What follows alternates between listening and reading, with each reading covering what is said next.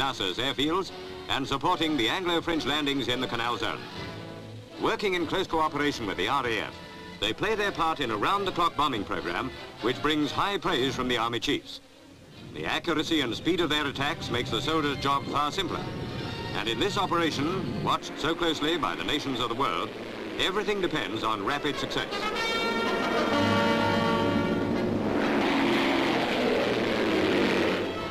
As the air assault continues, other naval units are taking part in the occupation of Portside. Landing craft bring the army ashore, and at first there is little resistance. The docks are soon in Allied hands, and unloading goes on almost as smoothly as a peacetime exercise. Troops, equipment and transport pour through the dock area in a steady stream, ready for action within a few minutes of landing. But the apparent lull may be deceptive.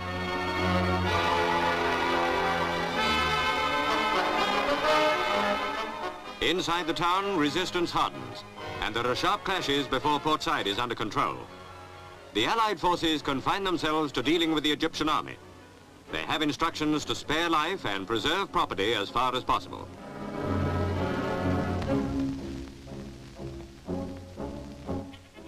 Unit after unit comes ashore to build up the Allied strength. As well as fighting troops, there are many specialists, for one aim of the Allied action is to safeguard the canal, and the Egyptians have sunk several ships in the channel in an attempt to make it unusable. Allied aircraft were able to frustrate this plan to some extent by sinking the block ships before they could be towed into their most effective positions.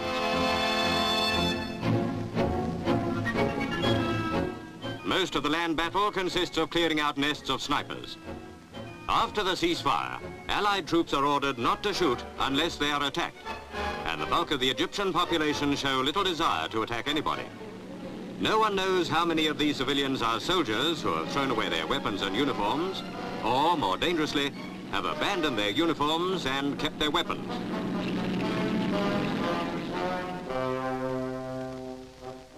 But the worst of the fighting is over, and Portside settles down to an uneasy peace, clearing up the mess and trying to get back to normal.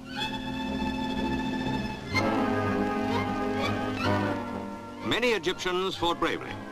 But for all Nasser's boasts and his big parades, his army is not an organized force.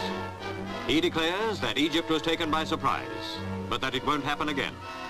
One British officer comments, Nasser ought to be shot for allowing his men to fight in this hopeless, chaotic fashion.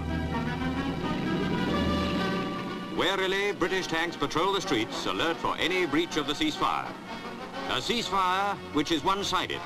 For Nasser claims he will carry on fighting as long as a single foreign soldier is on Egyptian soil.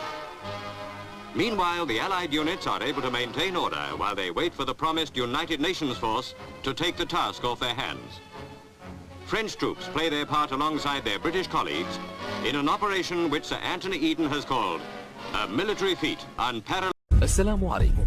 لا تنسوا الإعجاب بالفيديو والاشتراك في القناة تشجيعا لنا لنستمر بنشر المزيد إن شاء الله.